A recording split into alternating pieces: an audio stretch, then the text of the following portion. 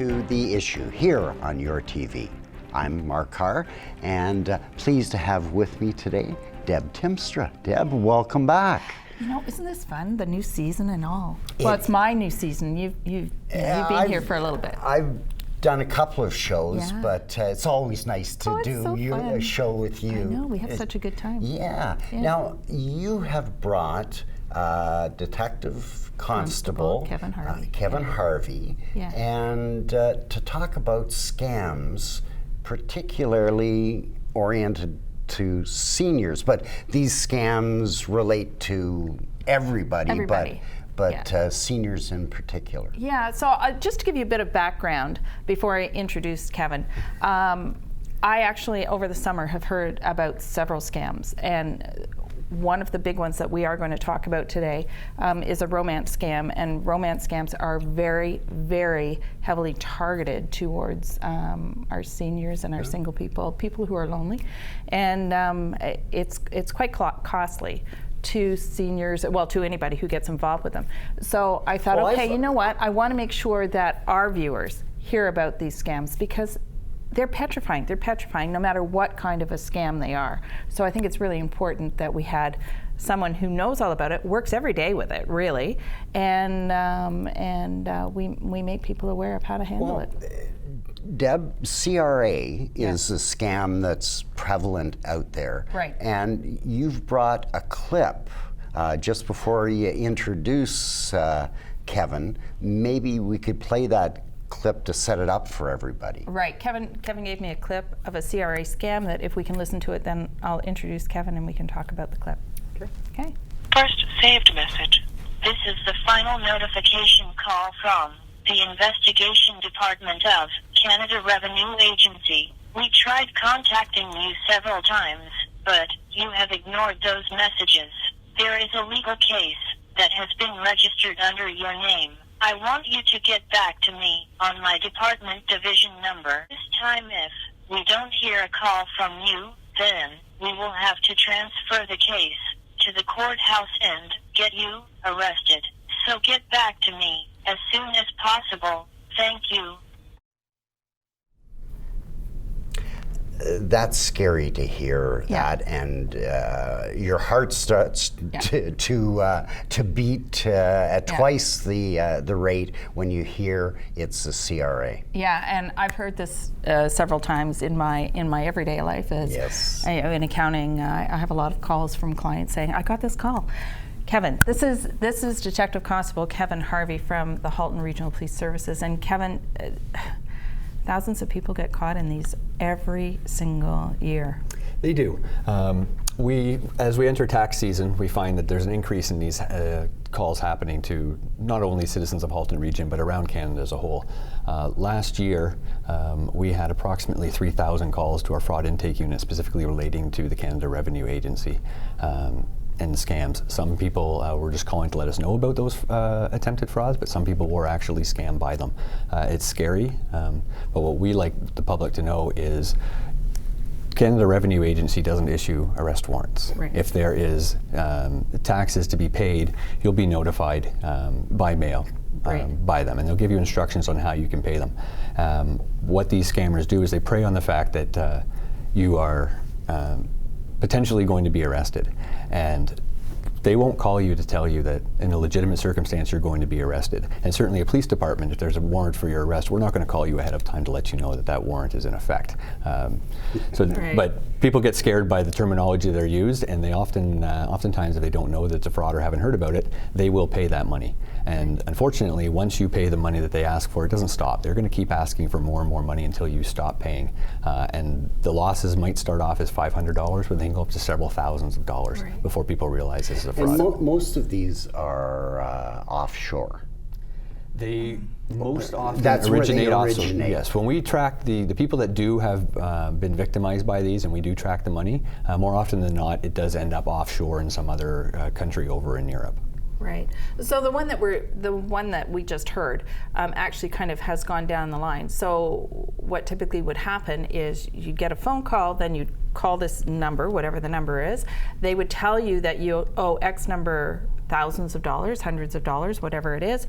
then they would tell you how to send it to them. Yes. And that right away is an issue, and that right away is a signal that this is not legitimate.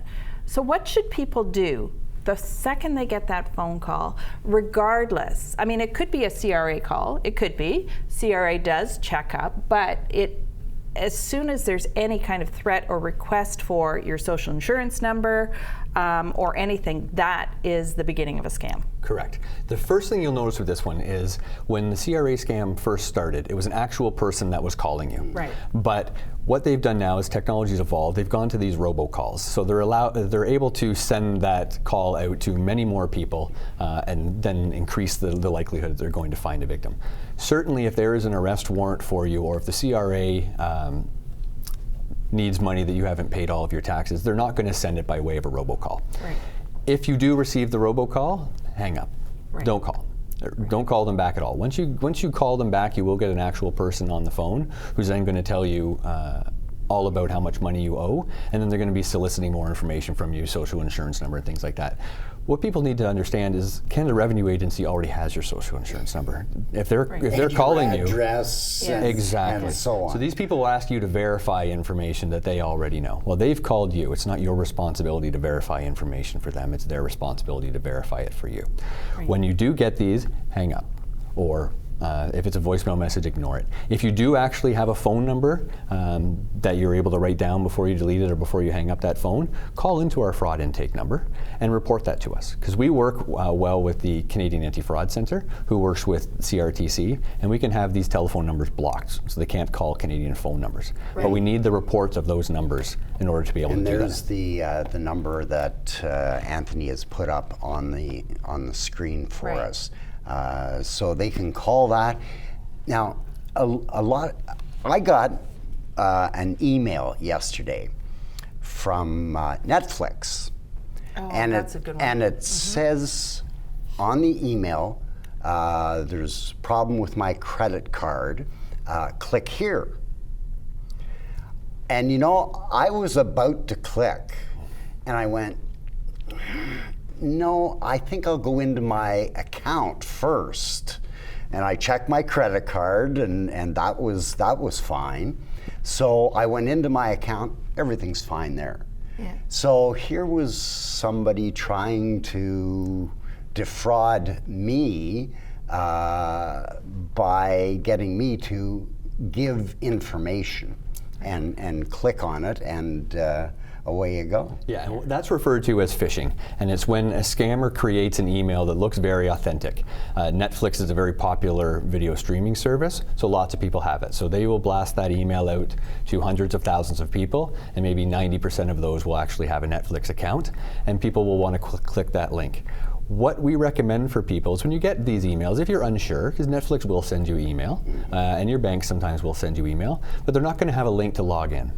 Right. If you want to verify, do exactly what you just did. Go on to the Netflix page yourself, log in and verify it that way.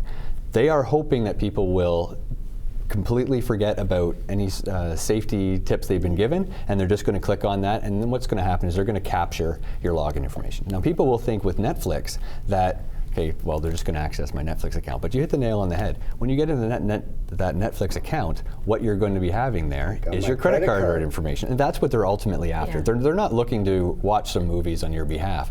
They're looking to get that credit card information.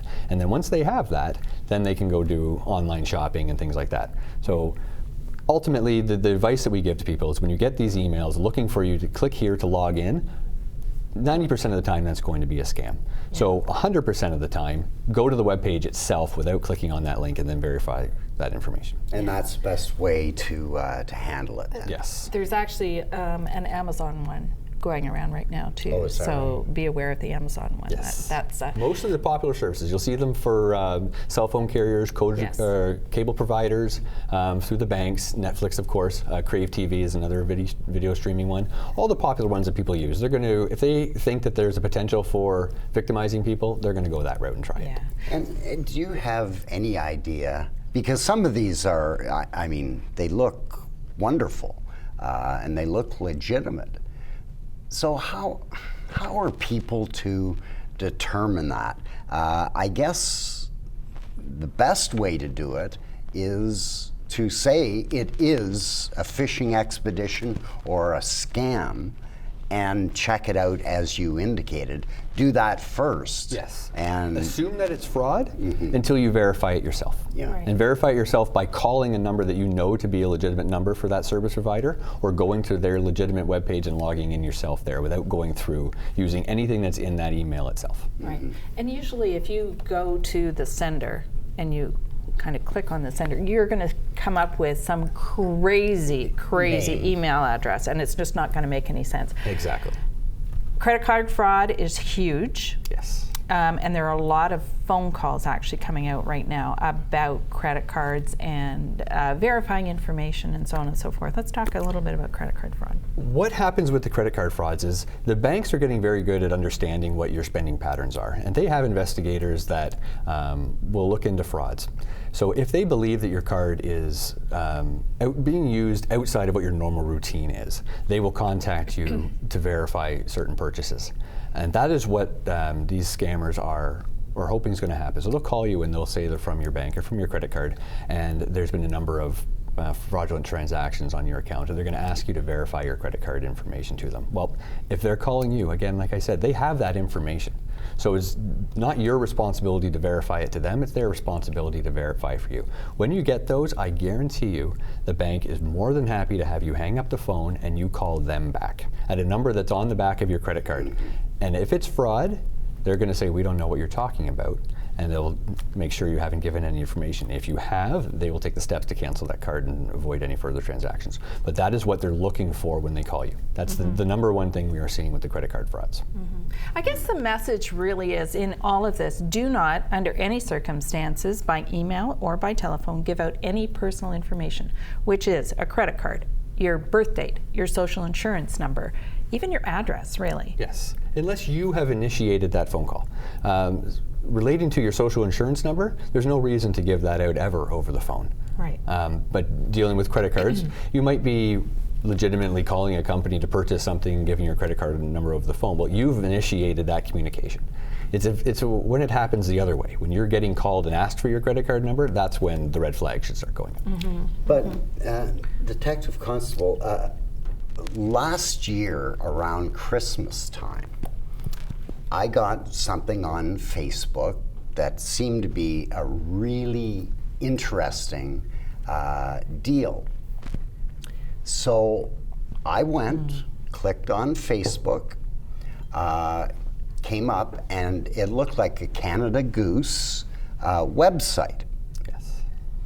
And I was that close to losing $200 or $300 out of that site. So what do you do when that email comes through a trusted site like Facebook or Twitter? Well, with those sites, the sites themselves are trusted, but people can add content themselves, and that's where you need to be leery. They are made to look very authentic when they offer you these deals. But dealing with, say, Canada Goose, we all know a Canada Goose jacket can be several hundred or over $1,000 for it. And if they're offering it for $200, that should be the red flag right there. If the deal sounds too good to be true, it probably is. So again, that is no different than receiving an email that's phishing. It's just phishing through social media. So by the same tips we give, don't click on those links. 9 times out of 10, or 99 times out of 100 even, it's going to be fraudulent. If the deal sounds too good to be true, it probably is. Yeah, but we're all looking for the deal. Everybody wants the deal, absolutely. Looking for deals. Yeah. And now, Deb, you were saying about the romance. That's interesting. I hadn't heard of this. Sure. So, and this has been going on for a long time, right, Kevin?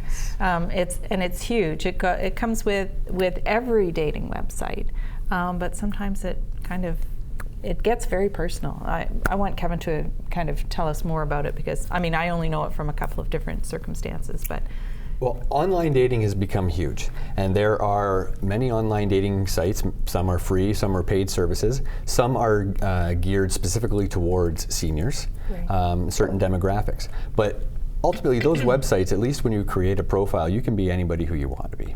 There's no verification with respect to your name, your date of birth, even the profile pictures that you add there's no verification that is in fact you.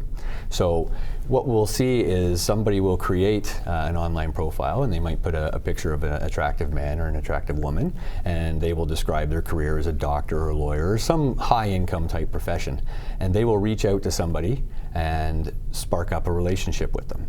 And they will continue this on for several weeks or months and shower with praise, tell you how beautiful you are, and then ultimately the end goal is they'll give you a sob story about how they're stuck in another country, their credit cards are frozen, they need money for a plane ticket, or they've been injured and they can't pay their hospital bill and they can't leave the country until that's paid. Something to get you to pay the money for them. And when these victims fall for this, they pay the money. And then, like with the other frauds, once they've got money from you, they're not going to stop. They're going to keep on asking for more and more and more until you realize that it is a fraud, or you call us to ask us about it. And sometimes that's tens of thousands of dollars, even over $1 million we've seen is lost in these romance scams. And one thing that's consistent we see when people report these is they always say, I think my fiance is scamming me. Yeah. And the first question we always ask is, have you ever met this person? And the answer is always no, I have not. Yeah. So the relationship is entirely online with a fictitious persona, and they feel devastated when they finally find out that.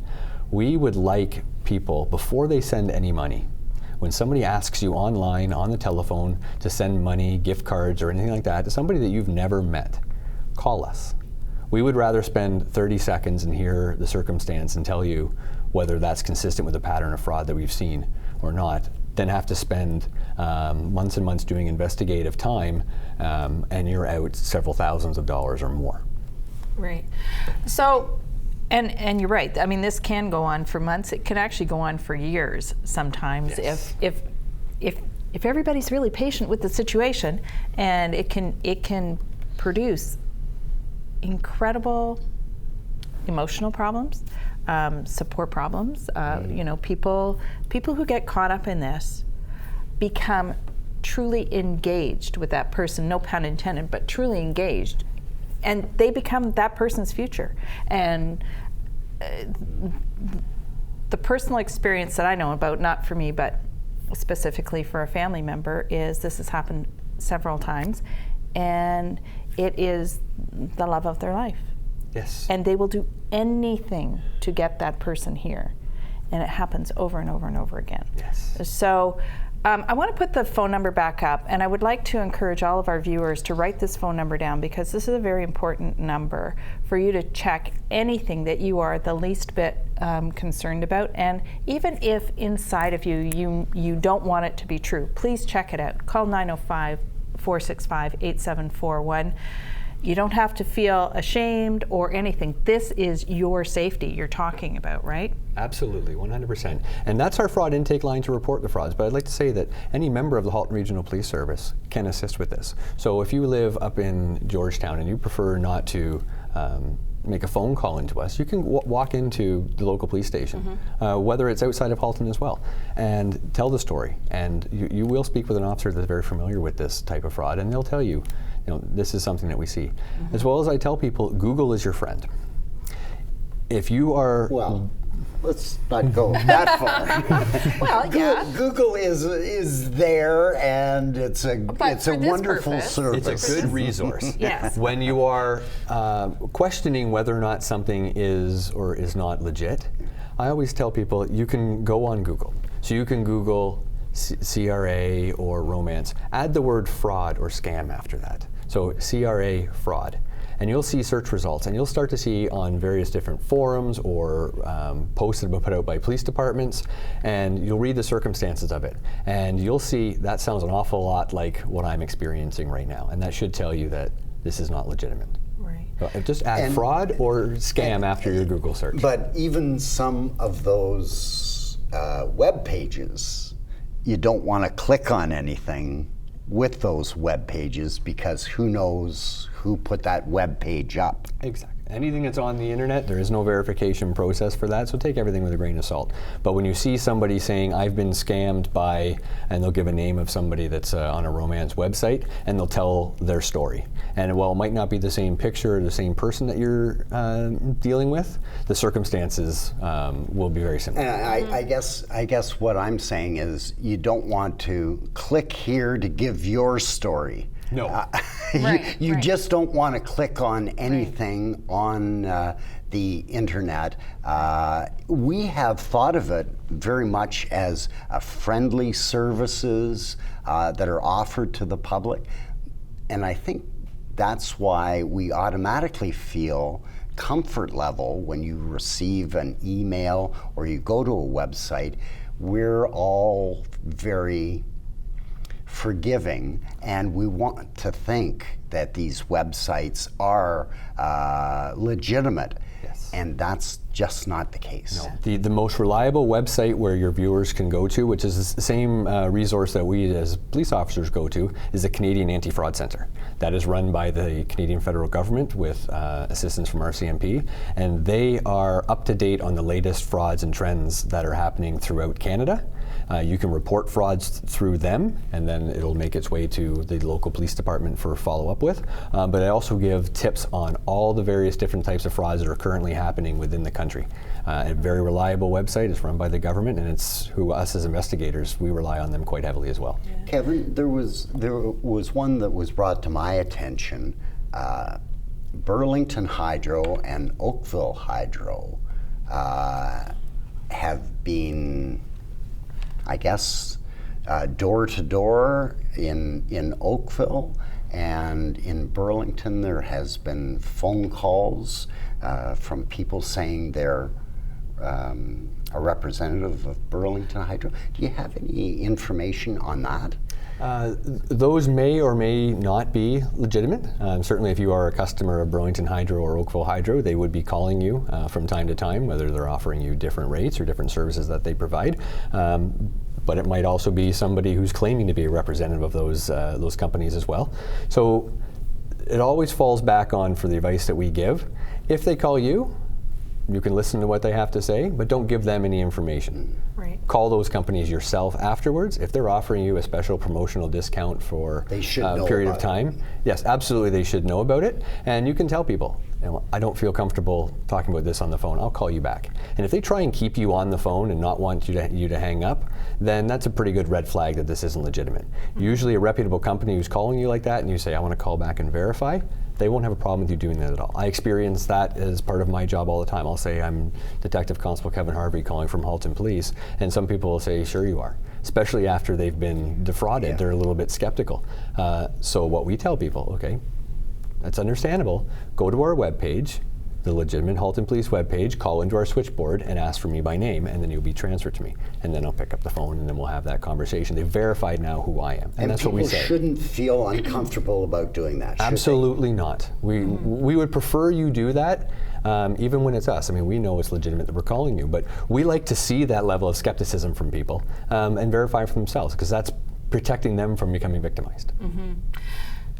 You know, as I'm listening to you talking, I'm just thinking, I recall one day, and tell me if this is happening a lot, because I'm not sure. I remember one day we actually had our house up for sale, and I came home, my husband was right behind me, we both arrived home to find a family sitting on our front doorstep, and it turned out that they had been looking for a home to rent, and our house was on the internet as a house to rent. So they had showed up because now the person that they had been communicating with said he owned our house, and he had now asked for the money. And fortunately, the wife had said, you know, let's go check out this property first before we actually send any money to this person. So when we were talking to them, they told us what had happened, and they said, you are the owners? We said, yes. Well, it didn't match, obviously, it didn't match the picture that they had. But then they showed me the pictures of I didn't ask them to come in the house. They showed me the pictures of the inside of the house. It wasn't the inside of our house at all. The outside was our house, but the inside was not.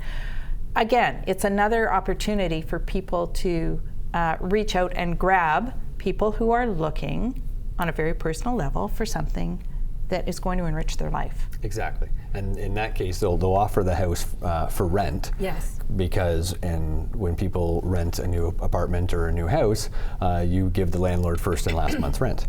So with being Halton region, rentals are fairly expensive. So it could be a house that's $3,000 a month. Well, there's first and last, there's $6,000 that they can make off each individual victim, because that might not be the only one that they're dealing with. That's right. So I guess as we're running out of time here, the one thing that I'd like to say is be skeptical about everything. Yes.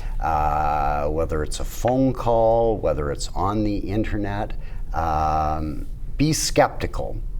Go in not believing that this is legitimate, rather than what we're used to doing is going in believing it's legitimate and then finding out that we've been taken for some money. And always give your office a call. Yes. Like I said, we would rather take 30 seconds to hear your story of the circumstances and tell you whether or not that aligns with the stories that we've been hearing, than to have you call us and say, I've just been defrauded out of $100,000. Right. Do we have a minute? Do we have a second? Do we Quick- have 30 seconds? quick second. I just want to ask Kevin if there's anything that we haven't let people know about that we should. When it comes to dealing specifically with seniors, one of the things that we're seeing right now is not fraud, but it's called a distraction theft. And that is where maybe a senior citizen at a grocery store, she'll have her wallet out, or he'll have her wallet out, and somebody behind them will drop some money on the ground and say, "Miss, you've just dropped $20." And when they bend down to pick it up, they're grabbing a credit card out of the purse. Okay. Be wary of that. And we tell people, keep your purse closed, and keep it in your hand. If you're going to have your wallet out, hold on to it.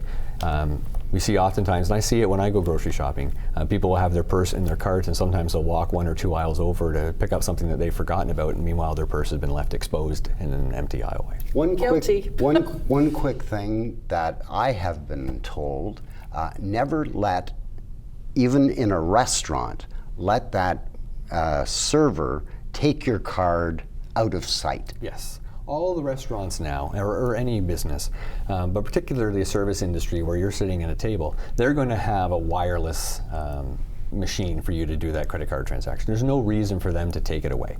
No reason for them to even touch your card. Exactly. With the chip technology, you plug the card in the bottom of it and you enter your code. There's no reason for them to actually physically touch that themselves. So we have to be more skeptical with everything that we do. Just stay safe. And Kevin Harvey, Detective Constable with the Halton Regional Police Force, we want to thank you very much for informing us about these scams and how to deal with people when you're caught in the middle of something. Deb, it's great to have you back again. It's fun. It's quick. Yeah, it is. It is quick. It is quick. Yeah. So I want to thank you very much for bringing up this topic and having Kevin with us today. Thank you, Kevin, for being here. And thanks, Mark. You're always fun to be with. Always a great time with you, Deb. And to our viewers, thank you for watching here on The Issue. I'm Mark Carr. See you next time.